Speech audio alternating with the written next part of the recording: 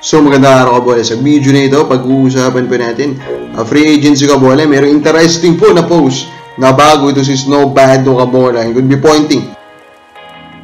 Very interesting kabola na free agent po ngayon. So hindi pa nakasubscribe, pakipindot naman po yung subscription button. Start po muna, comments mo ng mga fans. Ayusin mo pagsasalita mo, kinakain mo lang letra. Sabi po ni Dimpy Sagayno. Yan wala akong takot sa mga comments na lahat po yan. Kabola, basta may time tayo, basahin natin. Malayali Mascarinhas, Pacharot naman, Idol, thank you so much. Yung kukunin na SMB sa Northport, ay push through lang yan, hintayin na lang natin. Sabi niya Kabola, sana hindi pa push through. Di ba? We want parity, Kabola. Then, ito, very, very interesting comment by Sir Marco Antonio Valeros. In 2011, the Beermen made a significant trade sending Danny S. Dorian P. Artadi, Turabe, Baclao, and Guevara. Unfortunately, the move didn't yield immediate success as the team finished 9th. This highlights the unpredictable nature of trades in sports. They can either elevate a team or sell it back.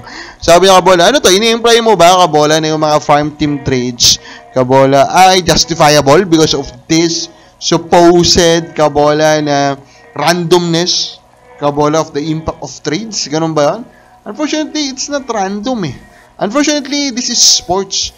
And you can actually measure, you can actually analyze, you can actually evaluate players involved in a trade, and you can actually conclude right away who wins in a trade, Kabola.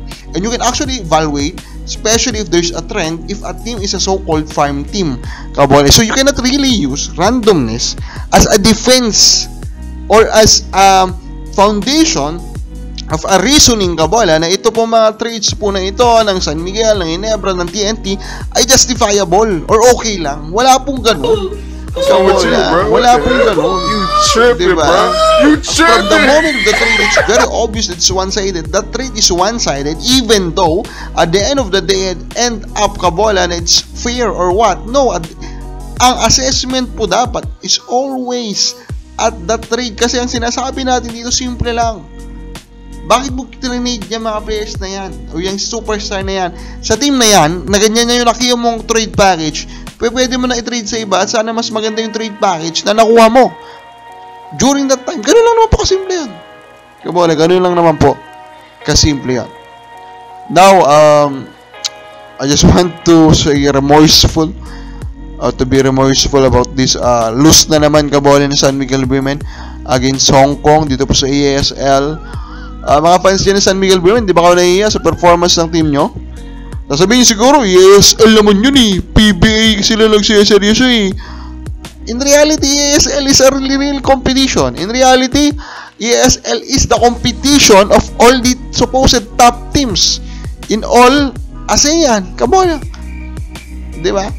And now, sasabihin nyo, okay lang hindi seryosohin kung baga po ng San Miguel Women.